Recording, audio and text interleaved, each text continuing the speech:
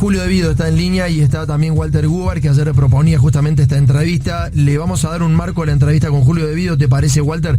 ¿Por qué propusiste la entrevista con De Vido? A ver, contanos.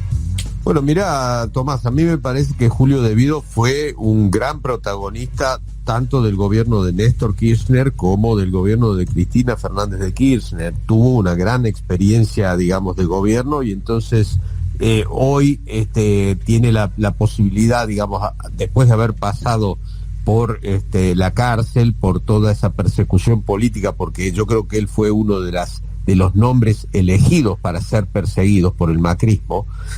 Creo que él también tiene la distancia suficiente para, en todo caso, también poder analizar lo que se está haciendo bien, lo que se está haciendo mal en el actual gobierno, lo que está haciendo bien y lo que está haciendo mal también por parte de la oposición. Por eso me parece que es un personaje de la historia reciente, pero que además es un protagonista de la historia reciente, ¿no? David, ¿cómo anda? Buenos días.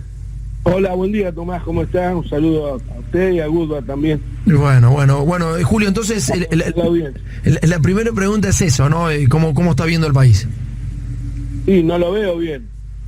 Creo que hay un problema muy grave en materia económica que genera un proceso de postergación social, sobre todo en los sectores de los trabajadores, un empobrecimiento de amplias capas de la población, que hace también que los sectores, digamos, denominados por los sectores de izquierda proletarios, trabajadores, vayan asociándose en su caída vertiginosa en términos económicos a los sectores medios que a su vez están postergados. Me parece una combinación muy dura. Si miramos cualquier encuesta, yo no soy, nunca lo hice, aficionado a formar opinión política desde la encuesta, pero vemos que los principales dirigentes de los partidos políticos más importantes están fuertemente cuestionados por la sociedad, tienen imágenes negativas que oscilan en el 60%. Habla a las claras de un escenario electoral muy complejo. ¿Y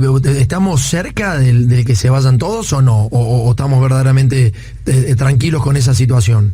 Mirá, yo creo que el que se vayan todos fue una explosión que detonó con una cierta conducción política, digamos, asociativa entre el ex el gobernador y presidente de Duhalde y Alfonsín, es el amplio sector del radicalismo, que complotaron en el marco de una situación económica irrespirable también, pero que complicaba más a los sectores medios que a la base de los trabajadores. Generó la explosión del 19 y 20 de diciembre del 2001. Sí. A mí me parece que yo veo venir una suerte de implosión social, que es peor, porque es una situación anárquica que va a generar un proceso de descomposición muy grave en términos institucionales. Julio, antes que le pregunte Walter, le quería, a ver, está bien, el análisis es así, digamos, está como irrespirable el aire desde lo económico, pero ¿qué puede hacer el gobierno? ¿Cuáles son los instrumentos o las herramientas, de acuerdo a lo que usted pasó como experiencia en el gobierno de Néstor Kirchner, qué se debería hacer o qué puede hacer el Estado para que esto no ocurra hoy? Mira, a mí me parece que el paso que dio a mediados del año pasado en el sentido de recuperar Vicentín era un paso correcto. A mí me parece que, fíjate vos, yo soy peronista, no es ninguna novedad. La Constitución del 49 hablaba claramente de la necesidad de que el Estado condujera la política del comercio exterior del país. Sí. Si no hay una conducción de la política del comercio exterior, los dólares necesarios para lograr las inversiones que la Argentina necesita, valga la redundancia, no van a venir.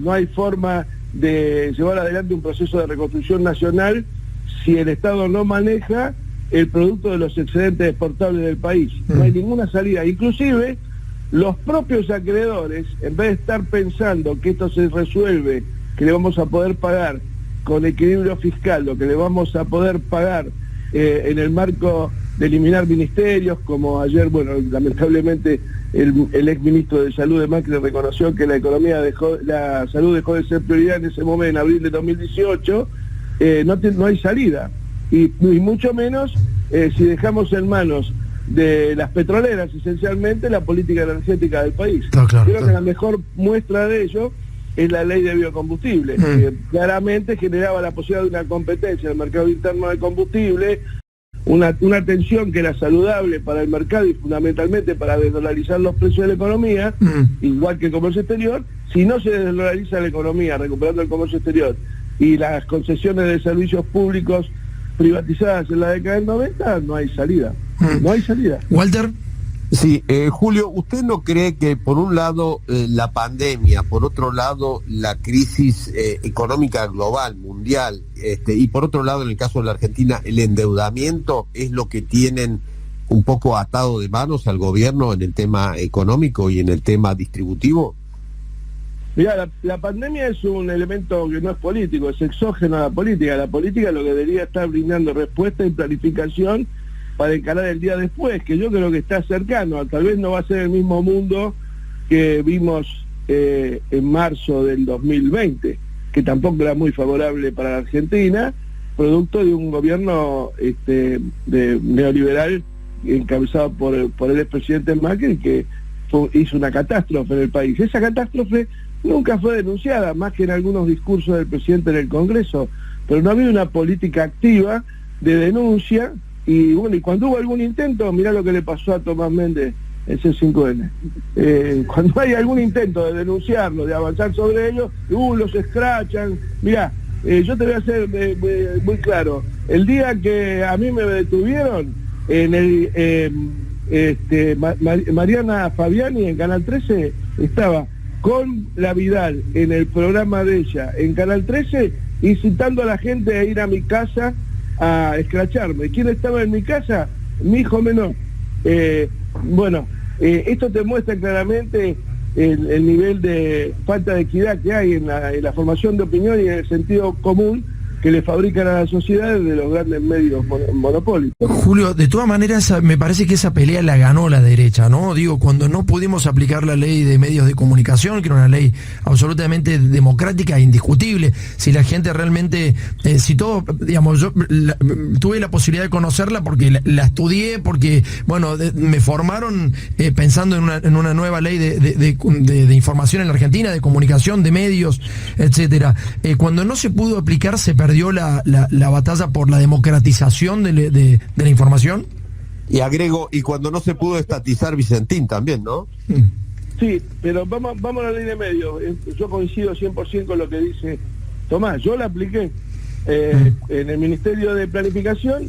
Nosotros fuimos el único ministerio, el único sector del Poder Ejecutivo que la aplicó al poco tiempo de sancionada, quitándole a Clarín la concesión de Fibertel, la uso de posición dominante. Yo lo hice, firmé la resolución a las 8 de la noche y a las 8 de la mañana una ONG encabezada por Rosenkrantz, actual presidente de la Corte, ya había logrado anular mi resolución. Para que eso es buenísimo, es un datazo histórico, ¿eh? Eso, Julio, eso es un dato histórico, realmente es un dato histórico. A ver, usted me dice que, cuéntelo de nuevo por favor ese dato, a ver, lo subrayemos.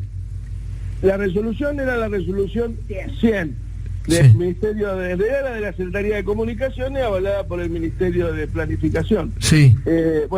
El secretario que firmó esa resolución, que era Lisandro Sala, todavía no sé si no está procesado y querellado por Clarín, al igual que le pasó a Moreno, pero por otro motivo.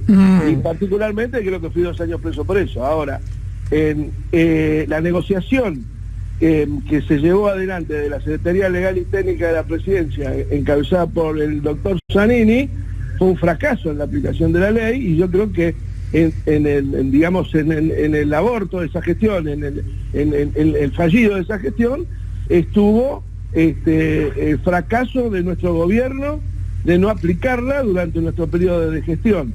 Y luego, había 1000 formas de hacerlo, se podía haber intervenido el grupo Clarín a través de la Inspección General de Justicia, un montón de situaciones. Cuando asume Macri, la deroga por decreto. Cuando nosotros reasumimos no hicimos nada. Además, hay algunos compañeros por ahí que muy ingenuamente plantean que, bueno, que en realidad la ley quedó antigua, que ahora hay otros medios tecnológicos, y se equivocan. Lo que tendría que haber hecho nuestro gobierno digo nuestro en aquel momento. Yo ya no soy, no me considero oficialista del Frente de Todos de ninguna manera, pero en ese momento sí, porque todos habíamos votado con la esperanza de retomar la senda abandonada el 10 de diciembre del 2015, cuál era la puesta en vigencia a través de otro DNU de la ley, y si teníamos las manos en el Congreso y demás para lograrlo en ese momento. Lo que pasa que, bueno, Maquiavelo decía que cuando uno toma el poder, en los primeros tiempos del poder hay que aplicarlo en toda su fuerza, si no el enemigo te copa las posiciones y finalmente pasa lo que está pasando ahora. Estamos en un marasmo, porque ni siquiera hay un nuevo proyecto presentado o un proyecto de actualización de aquel proyecto que para mí era virtuoso y que yo apliqué con orgullo y responsabilidad, cosa que no veo en el actual gobierno. Ha sido muy interesante la charla, Julio De Vido. Muchísimas gracias por habernos atendido. Bueno, no, gracias a ustedes, a vos y a Guto. Muchas gracias. Bueno, Walter, has planteado una nota que no pensaba que iba a terminar así, Vos sabés que a mí me quedó una cosa de la última definición que dio De Vido cuando dijo que él no se considera oficialista del gobierno del Frente de Todos. Eso también es un título, casi te diría, para cualquier otro medio, ¿no? Gracias, Walter. Abrazo grande, viejo.